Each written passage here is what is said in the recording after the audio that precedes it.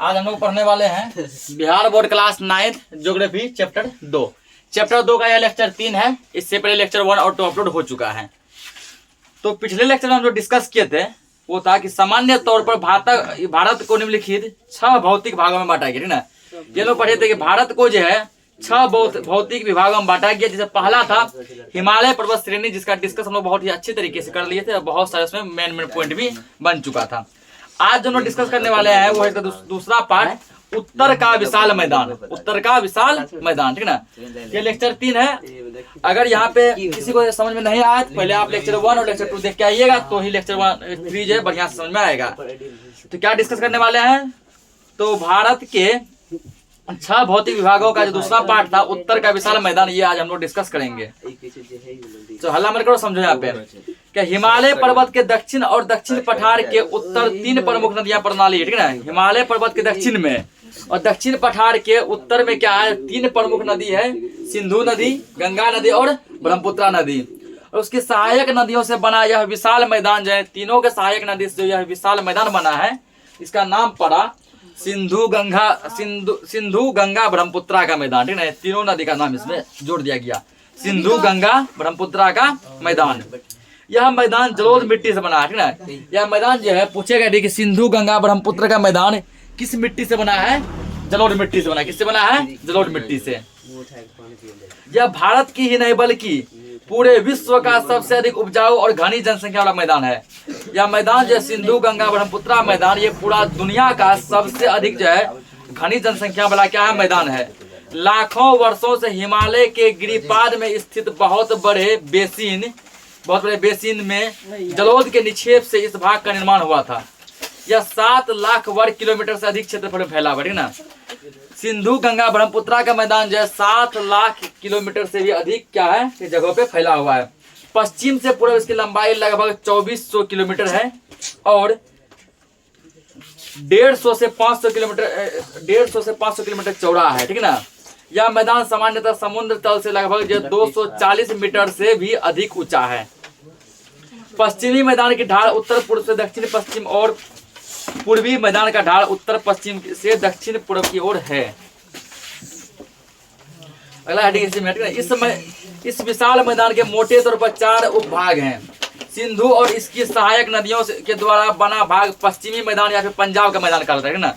सिंधु और इसकी सहायक नदियों से जो भाग बना हुआ है वह कहलाता है पंजाब का मैदान। क्या कहलाता है, पंजाब का मैदान या फिर पश्चिमी मैदान, ठीक है ना। इसका बहुत बड़ा भाग पाकिस्तान में स्थित है। इसका जो काफी ज्यादा भाग किस देश में चला जाता है, पाकिस्तान में। भारत में पंजाब और हरियाणा का पश्चिम भाग इसमें सम्मिलित है। थोड़ा पंजाब का पश्चिम भाग, थोड़ा हरियाणा का पश्चिम भाग इसमें शामिल है।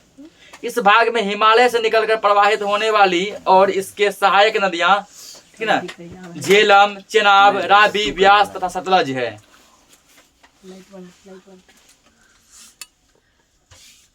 रावी और व्यास के 2 आब को ऊपरी बारी 2 आब कहते हैं।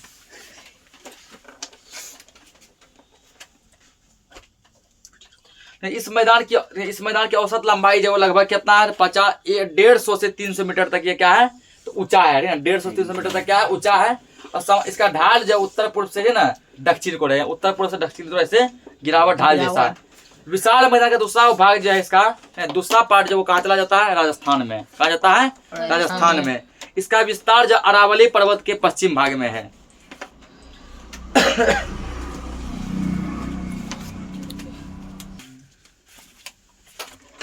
आगे से समझेंगे, ठीक ना। आगे दिया गया है यहाँ पे कि उत्तरी गंगा के मैदान की प्रमुख नदियां, उत्तरी गंगा के मैदान की प्रमुख नदियां जो है गंडक, बूढ़ी गंडक, बागमती, कमला, कोसी और महानंदा है। कोसी को बिहार का शोक नदी कहते हैं। कोसी नदी को क्या कहा जाता है, बिहार का शोक नदी कहा जाता है। ये पॉइंट यहाँ पे हम लोग लिख लेंगे। इससे पहले एक और पॉइंट यहाँ बनेगा, ठीक ना। देखो पिछले लेक्चर में हम लोग पॉइंट कितना लिखे थे, 13 नंबर 14 10 11 12 लिखना है यहाँ पे। उत्तरी गंगा के मैदान की, उत्तरी गंगा के मैदान की, हल्ला मत करो, समझो। उत्तरी गंगा के मैदान की प्रमुख नदियां, प्रमुख नदियां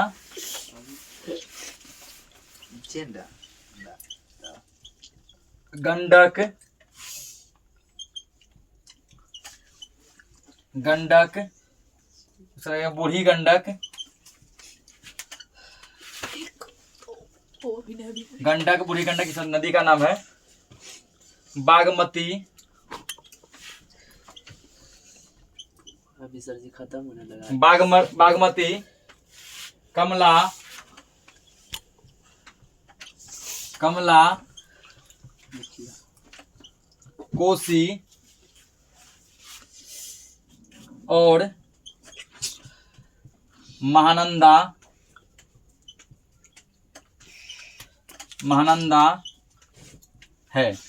तो उत्तरी गंगा के मैदान की कुछ प्रमुख नदियां हैं, ठीक ना, जैसे गंडक, बूढ़ी गंडक, बागमती, कमला, कोसी, महानंदा, ये सब क्या है, गंगा के उत्तरी भाग की कुछ प्रमुख नदियां हैं।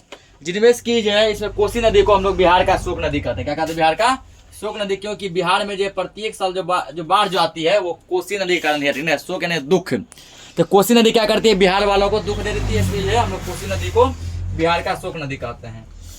ठीक है, कोसी को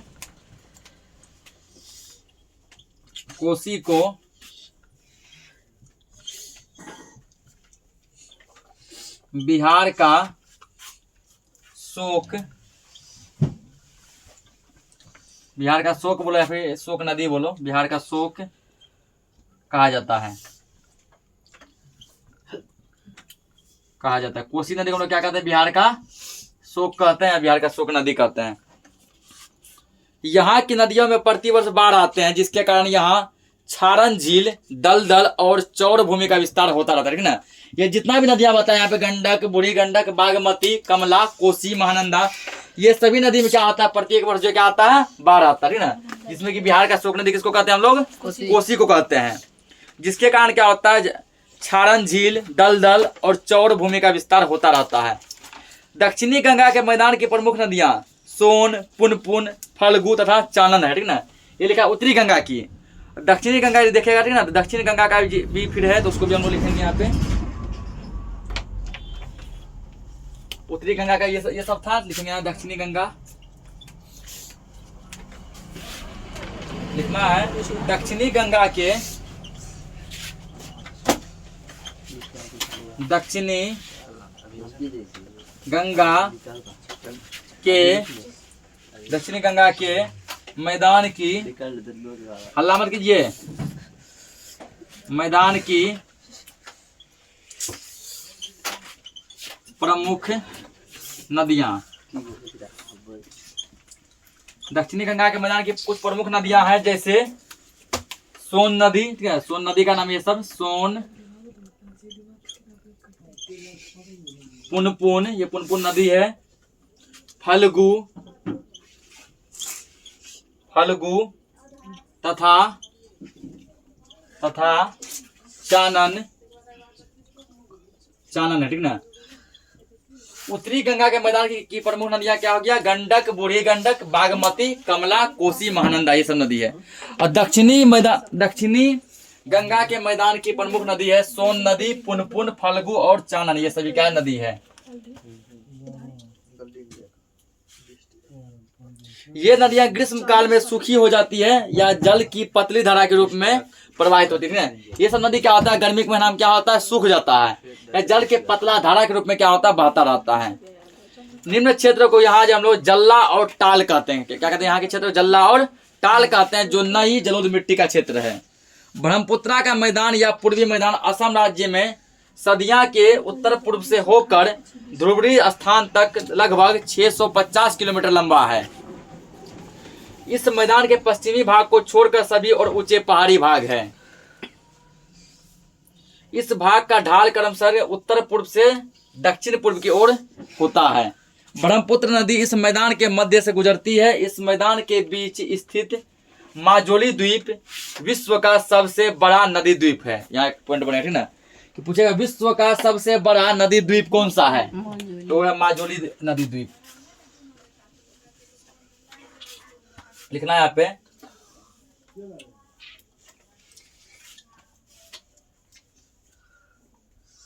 माजुली द्वीप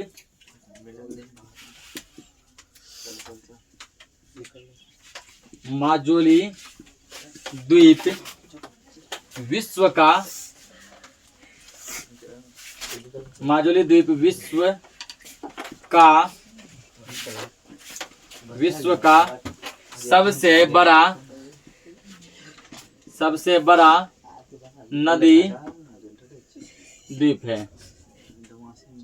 तो पूछेगा कि विश्व का दुनिया का सबसे बड़ा नदी द्वीप कौन सा है? तो माजुली नदी द्वीप, ठीक ना। माजुली द्वीप क्या है? तो पूरे दुनिया का सबसे बड़ा नदी द्वीप है। किस देश में है? भारत में। विश्व ना किस देश में सर जी? लिख लिया इसको, आगे समझो, ठीक ना। आगे इसमें दिया गया है कि गंगा के मैदान में जहाँ नदियों द्वारा पुरानी मिट्टी के ऊंचे मैदान बन गए हैं, तो क्या हुआ? मिट्टी पर मिट्टी जमा होते गया और क्या बन गया? ऊंचा मैदान बन गया। तो वहाँ नदियों के बाढ़ का जल जो है नहीं पहुंच पाता है, ठीक ना। इतना मिट्टी का ऊंचा स्थान बन गया कि वहाँ क्या है कि पुराना मिट्टी का इतना ऊंचा स्थान बन गया कि नदी की बाढ़ का पानी वहाँ पर नहीं पहुंच पाता। उसको हम लोग बांगर कहते हैं। क्या कहते हैं? बांगर कहते हैं, ठीक ना। और जहाँ बाढ़ का जल जो है प्रति वर्ष जो है पहुंचकर नई मिट्टी की परत जमा कर देती है। जहाँ पर बाढ़ का पानी प्रत्येक वर्ष पहुंचकर नया मिट्टी क्या करता है? जमा कर देता है। उसको हम लोग खादर कहते हैं। क्या कहते हैं? खादर कहते हैं। ये दूसरा पॉइंट हो गया खत्म। अब हम लोग अगला समझेंगे। तीसरा पॉइंट जो था वह दक्षिण का पठार, ठीक ना। तीसरा पॉइंट क्या था? दक्षिण का पठार, यानी 6 भौतिक विभागों का विभाग जो था उसका तीसरा पॉइंट दक्षिण का पठार। इसमें समझेंगे हम लोग। दक्षिण का पठार या प्रायद्वीपीय पठार आकृति की दृष्टि से त्रिभुजाकार है तथा प्राचीन गोंडवाना भूमि का अंश है, ठीक ना। दक्षिण का पठार जो है वो इसका आकृति कैसा होता है? त्रिभुजाकार। कैसा होता है? त्रिभुजाकार। और यह जो प्राचीन गोंडवाना भूमि का एक अंश है। यह उत्तर की ओर चौड़ा और दक्षिण की ओर में संकीर्ण है, ठीक ना। उत्तर में कैसा है? चौड़ा, दक्षिण में कैसा है? संकीर्ण। इसकी ऊंचाई जो लगभग 600 मीटर से 900 मीटर के बीच है। दक्षिण के पठार की ऊंचाई कितनी है? 600 मीटर से 900 मीटर के बीच है। इसके उत्तर में अरावली, विंध्याचल और सतपुड़ा की पहाड़ियां, ठीक ना। पूछेगा कि दक्षिण के पठार की उत्तर दिशा में क्या क्या है? अरावली पर्वत, विंध्याचल, सतपुड़ा की पहाड़ियां, ये सब है। अब पश्चिम में पश्चिम घाट पर्वत और पूरब में पूर्वी घाट की पहाड़ियां हैं। इस पठारी भाग में अनेक चौड़ी घाटियां और गुंबदकार पहाड़ियां हैं। इस पठारी भाग के 2 मुख्य भाग हैं, ठीक ना। दक्षिण के पठार के जो 2 मुख्य भाग हैं। पहला है मध्य उच्च भूमि, दूसरा दक्कन का पठार, ठीक ना। पहला क्या? मध्य उच्च भूमि, दूसरा क्या है? दक्कन का पठार है। तो ये पॉइंट भी क्या हो गया? खत्म हो गया। अगला खत्म नहीं बढ़ी ना, इसका दोनों पॉइंट समझो। अब जैसे पहला मध्य उच्च भूमि, ये क्या है? मध्य उच्च भूमि का अधिकतर भाग जो है मालवा का पठार कहलाता है। पूछेगा मालवा का पठार क्या है? तो मध्य उच्च भूमि का अधिकतम भाग क्या कहलाता है? मालवा का पठार कहलाता है। यह पठारी भाग पूरब में महादेव श्रृंखला और उत्तर पश्चिम में अरावली और मध्य में विंध्य श्रृंखला से घिरा हुआ है। इसके पश्चिम में राजस्थान की मरुस्थलीय क्षेत्र पड़ता है। यहाँ बहने वाली नदियों में जैसे चंबल, सिंध, बेतवा तथा केन, ये सब नदी यहाँ पे बहती है।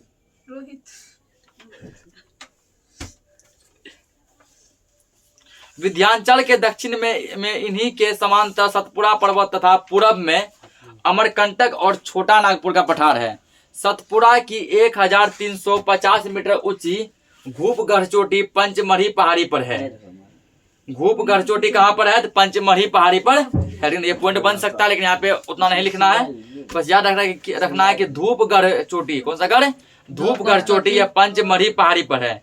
इस क्षेत्र में छोटा नागपुर का पठार भी एक सुस्पष्ट पठारी इकाई है। इसका विस्तार बिहार राज्य के गया जिले के दक्षिण सीमा तक है ना। बिहार के गया के दक्षिण सीमा तक है। इस पठारी भाग में बहने वाली नदियां दामोदर, सोन, स्वर्णरेखा, ये 3 नदी है। इसका पश्चिमी मध्यवर्तीय भाग 1100 मीटर ऊंचा है जो पात क्षेत्र कहलाता है। और छोटा नागपुर यानी झारखंड का सबसे ऊंचा पठारी क्षेत्र है। इसका पश्चिमी मध्यवर्तीय भाग 1100 मीटर ऊंचा है जो पात क्षेत्र कहलाता है।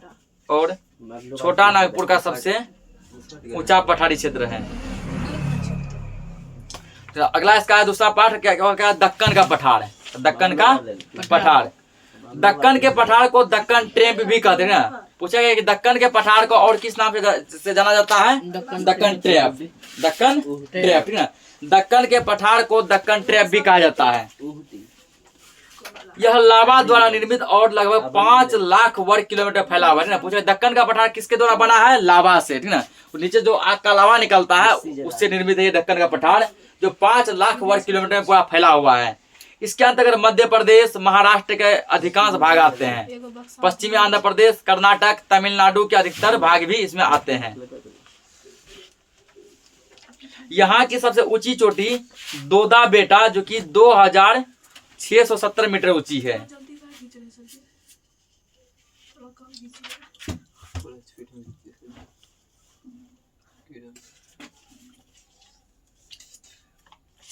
पिछले पे ना गए तो ये पार से पार। देखो इसमें कुछ और जो इम्पोर्टेंट नहीं है ना। तो अगला जो टॉपिक हम लोग का है चौथा, जैसे कि 3 पॉइंट पढ़ लिए। तीसरा पॉइंट हम लोग जो समझे वो क्या था? दक्षिण का पठार, ठीक ना। चौथा पॉइंट का तटीय मैदान। क्या है? तटीय मैदान, ठीक है। यानी भारत के 6 विभाग का जो चौथा पॉइंट है तटीय मैदान। दक्षिण के पठार के दोनों किनारों पर तटीय मैदान का विस्तार है, ठीक है। पूछ सकता है कि तटीय मैदान का विस्तार कहाँ है? दक्षिण के पठार के दोनों साइड है। इस मैदान का निर्माण जो समुद्री क्रियाओं द्वारा तथा नदियों के द्वारा बहाकर लाई गई मिट्टी द्वारा होते हैं। समुद्र से जो मिट्टी बहकर आया है या नदी के द्वारा जो मिट्टी बहकर आया है, उस मिट्टी के द्वारा क्या किया गया? तटीय मैदान का निर्माण हुआ है। इस मैदान के 2 बड़े भाग हैं, ठीक ना। ये है पश्चिमी तटीय मैदान और पूर्वी तटीय मैदान। यानी कि इस तटीय मैदान के 2 भाग हैं, पूर्वी तटीय मैदान और पश्चिमी तटीय मैदान। पश्चिमी तटीय मैदान उत्तर में खंभात की खाड़ी से लेकर दक्षिण में कन्याकुमारी तक पूरा फैला हुआ है, ठीक ना। और इसकी चौड़ाई जो है लगभग 10.6 किलोमीटर का है। इस मैदानी भाग में बहने वाली नदियां अत्यधिक तीव्र गति से बहती हैं। इस भाग में जो है जो भी नदी बहती है उस नदी का बहाव क्या होता है? बहुत ही ज्यादा तेज होता है, बहुत तीव्र गति से बहता है। इसलिए नदियों के द्वारा मिट्टी का जमाव अधिक नहीं हो पाता, क्योंकि जितना ही मिट्टी होता है नदी तीव्र गति से बहती है, अपने सारी मिट्टी को बहा ले जाती है। जो भी मिट्टी जमा होता है नदी मान लो बहुत तीव्र गति से आया, मिट्टी को अपने साथ क्या कर लेके गया? बहा लेकर गया, ठीक ना। बहा ले जाता है, जिसके कारण मिट्टी अधिक जमा नहीं हो पाता है। इसके दक्षिण भाग में कई लैगून पाए जाते हैं। न्यू मंगलूर और कोची के बंदरगाह ऐसे ही लैगून पर स्थित है, ठीक ना। बंदरगाह मतलब होता है ऐसा जगह जहाँ की पानी का जहाज रुके, नाव वगैरह रुके, ठीक ना। उसको हम क्या कहते हैं? बंदरगाह कहते हैं। यहाँ पर कुछ अवशिष्ट मैदान का भी निर्माण हुआ है, जिनसे सौराष्ट्र और कच्छ का तटीय मैदान मुख्य है। पूर्वी तटीय मैदान पश्चिमी तटीय मैदान की अपेक्षा में अधिक चौड़ा है, ठीक ना।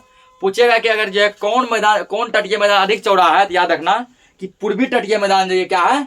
ज्यादा चौड़ा है। किसके कंपेयर में? पश्चिमी तटीय मैदान के कंपेयर में। इसकी चौड़ाई 160 से लेकर 300 किलोमीटर तक का है, यानी कि इसके बीच का है। इस भाग उत्तर में गंगा के मुहाने से दक्षिण में कन्याकुमारी अंतरिप तक फैला है।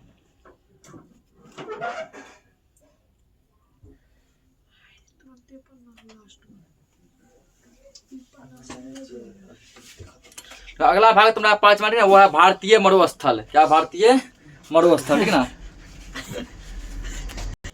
एग्जाम होगा। देखो अब 5वां पार्ट क्या है? वो है भारतीय मरुस्थल, ठीक ना। भारतीय मरुस्थल राजस्थान के पश्चिम में एक बड़ा शुष्क प्रदेश है, जिसे भारतीय मरुस्थल या राजस्थान का मरुस्थल कहा जाता है। ये पॉइंट यहाँ पे बनेगा, ठीक ना। ये पॉइंट यहाँ पे एक पॉइंट यहाँ बनेगा, तो इसको लिखेंगे हम लोग। पॉइंट नंबर लिखना है 18। लिखना है राजस्थान के पश्चिम में,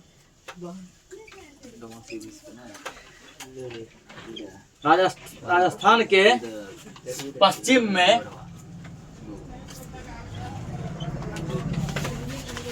में एक बड़ा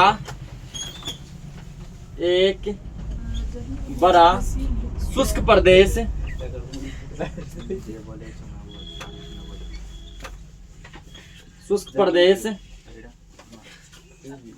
है, जिसे अल्लाह का कारण मत करो, जिसे भारतीय मरुस्थल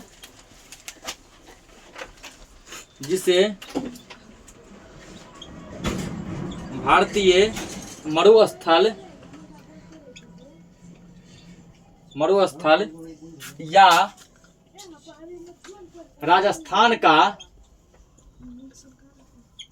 राजस्थान का मरुस्थल कहा जाता है? मरुस्थल कहा जाता है। यहाँ से ये पूछ सकता है कि भारतीय मरुस्थल कहाँ है, ठीक ना, राजस्थान में, ठीक है। या पूछेगा कि राजस्थान का मरुस्थल कहाँ है, राजस्थान में। या ऐसे पूछ सकता है कि भारतीय मरुस्थल जो है, ठीक ना, क्या है, यह एक शुष्क प्रदेश है जो कि राजस्थान के पश्चिम भाग में है, ठीक ना। किस भाग में? राजस्थान के पश्चिम भाग में है। यह लगभग जो है 644 किलोमीटर लंबा और 160 किलोमीटर चौड़ा है। यह जो है, हल्ला मत करो, यह जो शुष्क प्रदेश है जिसको कि भारतीय मरुस्थल या फिर राजस्थान का मरुस्थल कहते हैं, यह 644 किलोमीटर लंबा और 160 किलोमीटर क्या है, चौड़ा है। इसका कुल क्षेत्रफल जो है 1,04,000 वर्ग किलोमीटर है। यह प्रायः शुष्क जलवायु वाला क्षेत्र है ना। यह जो है भारतीय मरुस्थल क्या है, यह शुष्क जलवायु वाला क्षेत्र है। यहाँ वर्षा 15 सेंटीमीटर से भी कम होती है। यहाँ ये प्रदेश शुष्क हमेशा इसलिए रहता है क्योंकि यहाँ वर्षा जो होती है वह 15 सेंटीमीटर से भी क्या होती है, कम होती है। यहाँ 15 सेंटीमीटर से भी कम वर्षा होती है। जब करे हल्ला नहीं करे, ना, जिसको नहीं समझना वो घर जा सकता है। बरसात के मौसम में कुछ नदियां नजर आती है जो कि कुछ समय के बाद बालू में विलीन हो जाती है ना। यहाँ समझो लगभग साल के साल भर जो केवल रेत ही रेत या बालू नजर आते हैं। वर्षा के समय में कुछ नदी नजर भी आते हैं तो वो भी क्या होते हैं, बालू में विलीन हो जाते हैं। यहाँ बालू के टिब्बों एवं बरखान का विस्तार बहुत अधिक है। यहाँ की एकमात्र बड़ी नदी लूनी है, ठीक ना। यहाँ का क्या है, यहाँ का एक बहुत बड़ा नदी जो वो क्या है, लूनी नदी है। यह भारत में अंतः प्रवाह की सबसे लंबी नदी है। इस नदी का अंत कच्छ के रण में हो जाता है ना। नदी का अंत कहाँ, कच्छ में जाके है। और अगला जब छठा जो पॉइंट है वो द्वीप समूह, ठीक है। छठा पॉइंट क्या है, द्वीप समूह। भारत की समुद्री सीमा के अंतर्गत 1256 द्वीप है, ठीक ना। भारत के समुद्री सीमा के अंतर्गत कितना द्वीप है, तो 1256 द्वीप है। ये मुख्यतः 2 समूहों में बटा हुआ है। बंगाल की खाड़ी के द्वीप समूह में लगभग 572 द्वीप हैं, ठीक है ना। बंगाल की खाड़ी के द्वीप समूह में कितने द्वीप हैं, तो 572 द्वीप हैं, जिसके 36 द्वीपों पर आबादी पाए जाते हैं। बंगाल की खाड़ी के 572 द्वीप में 36 द्वीप में क्या पाए जाते हैं, आबादी पाया जाता है। वहां लोगों का निवास है। अरब सागर में 47 द्वीप हैं। इसके अतिरिक्त गंगा सागर और महानदी के डेल्टा में अनेक द्वीप स्थित हैं। भारत और श्रीलंका के बीच भी कई छोटे छोटे द्वीप हैं। इसी प्रकार से गुजरात, केरल, महाराष्ट्र और कर्नाटक के तट पर भी अनेक द्वीप स्थित हैं। बंगाल की खाड़ी के बड़े द्वीप समुद्र को अंडमान और निकोबार द्वीप समूह के नाम जाना जाता है ना। बंगाल की खाड़ी का जो सबसे बड़ा द्वीप है वह अंडमान निकोबार द्वीप समूह, ठीक ना। बंगाल की खाड़ी के बड़े द्वीप समुद्र को अंडमान और निकोबार द्वीप समूह के नाम से जाना जाता है। इस द्वीप समूह को 10 डिग्री चैनल 2 भागों में बांटती है। 10 डिग्री चैनल द्वारा क्या होता है, 2 भागों में बांट दिया जाता है।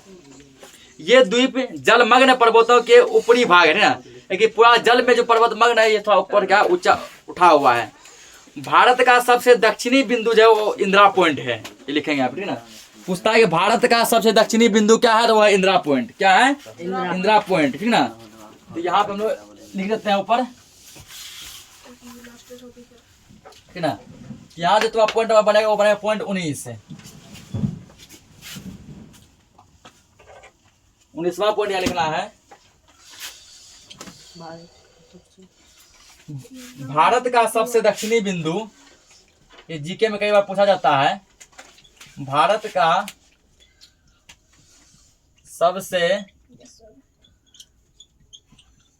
दक्षिणी बिंदु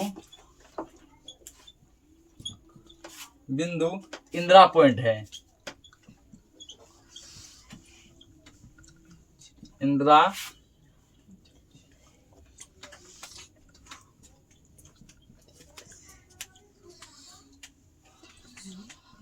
इंदिरा पॉइंट है। तो भारत के सबसे दक्षिण का बिंदु कौन सा, दक्षिणतम बिंदु, तो वो है इंदिरा पॉइंट। दिसंबर 2004 में आई सुनामी में पूर्णतः डूब गया, ठीक ना। ये इंदिरा पॉइंट क्या हुआ, दिसंबर जो है 2004 में एक बहुत भयंकर सुनामी आया था जिसमें यह पूर्ण रूप से क्या हो गया, डूब गया। किंतु फिर यह अपनी पूर्व स्थिति में प्रकट हो गया, ठीक ना। दिसंबर 4 में जो सुनामी आया था जिसमें पूरा तरीके डूब गया था, लेकिन बाद में ये क्या हो गया, फिर से पहले जैसा था उस रूप में फिर से ये प्रकट हो गया। अरब सागर के द्वीप में लक्षद्वीप तथा मिनिकॉय शामिल है। अरब सागर के द्वीप में जो है लक्षद्वीप क्या बहुत ही फेमस द्वीप है, जो कि भारत का है ना काफी फेमस द्वीप है। अंडमान निकोबार द्वीप हो गया, लक्षद्वीप हो गया। पूरा द्वीप समूह प्रवाल निक्षेप से बना है और 11 डिग्री चैनल द्वारा 2 भागों में बढ़ जाती है। इस प्रकार अब हम भारत के प्राकृतिक विभाग का अध्ययन करते हैं तो स्पष्ट हो जाता है कि विषमताओं के साथ साथ ये एक दूसरे के पूरक भी हैं और हमारे प्राकृतिक संसाधनों को समृद्ध भी बनाते हैं। उत्तर का पर्वतीय भाग जल और वनों का बड़ा स्रोत है ना। उत्तर का जो पर्वत भाग जो है वो जल और वन का, जंगल का क्या बहुत बड़ा स्रोत है। तो विशाल मैदान अन्न का भंडार है ना। उत्तर का पर्वत जो वो क्या है जल और वन, जल और जंगल का स्रोत है। तो एक बड़ा सा जो विशाल भारत का जो भारतीय मैदान है, विशाल मैदान, वो क्या अन्न का भंडार है, क्योंकि अन्न का जो उत्पादन हम लोग करते हैं वो कहाँ करते हैं, मैदान पे करते हैं, ठीक है। भारत के मैदानी भाग में ही ये होता है।